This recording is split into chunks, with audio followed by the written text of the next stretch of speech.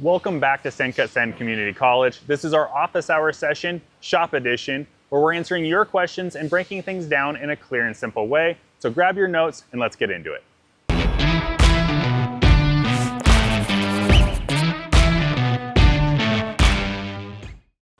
In this one, we're answering the question, how does SendCutSend determine their minimum hole sizes and bridge distance that are in the guidelines for me to order on their website? There's no better place to do that than next to the machine that are actually cutting the parts.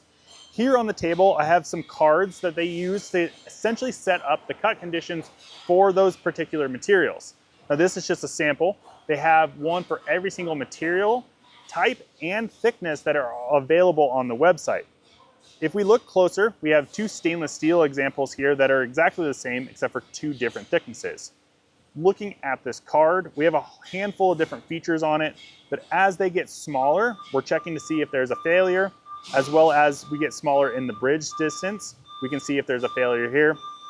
On this example, we can see that this ended up having warping here, and we can back off until we don't get that warping. We have a good cut condition. Looking at that same card in a thicker material, as our hole sizes get smaller, we have unsuccessful cuts on the holes, in which it makes it that we don't have that ability to cut that small of a hole. Also looking at that bridge distance here, we don't have as much warping, and that's because this material is thicker and is able to absorb that temperature.